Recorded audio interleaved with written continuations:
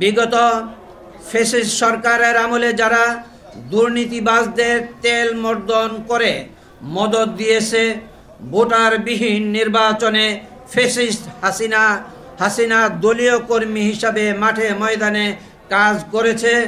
আজকে প্রায় 60-এর অধিক আলেম ওলামা সহ 2000-এর অধিক শহীদানের রক্তের বিনিময়ে অর্জিত রক্তের উপর প্রতিষ্ঠিত নতুন বাংলাদেশ আমাদের আস্থার প্রতীক।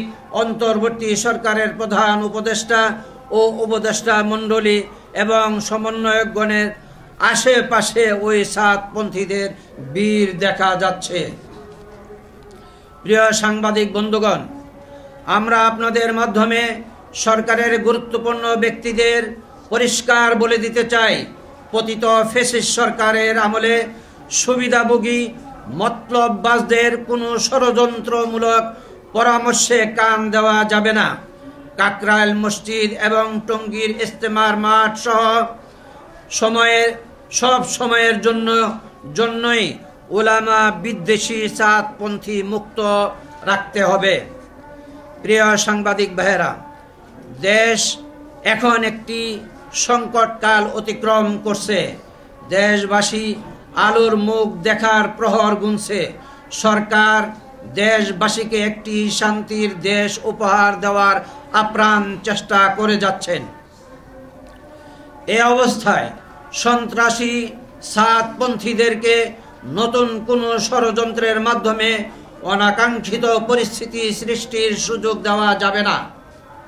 অতএব দেশের শান্তি শৃঙ্খলা রক্ষার স্বার্থে কাকরাইল মসজিদ মাদ্রাসা কমপ্লেক্স ও টঙ্গীর ইজতেমা ময়দান শতকরা 90% উলামাপন্থী তাবলিগের সাথী তথা উলামায়ে কেরামের পরামর্শে শুরাই নিজামে চলনেওয়ালাদের জিম্মায় ছেড়ে দিতে হবে।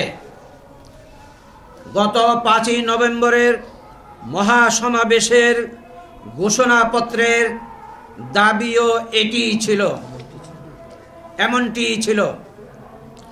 অন্যথায় 24 ঘন্টার নোটিশে ঢাকা অচল হওয়ার সমূহ সম্ভাবনা রয়েছে। আমরা সারা দেশবাসীকে নিয়ন্ত্রণের ক্ষমতা রাখি না।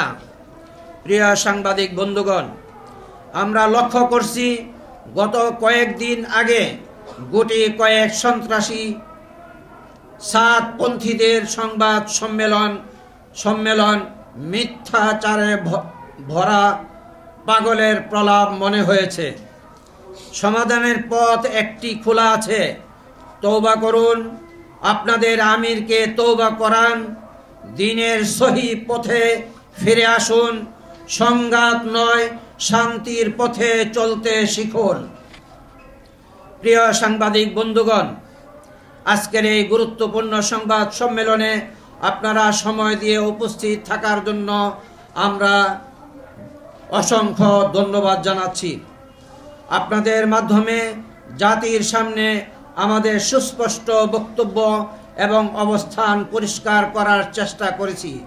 আশা করি আপনারা যথাযথভাবে জাতির সামনে এই মেসেজটি পৌঁছে দেবেন ইনশাআল্লাহ।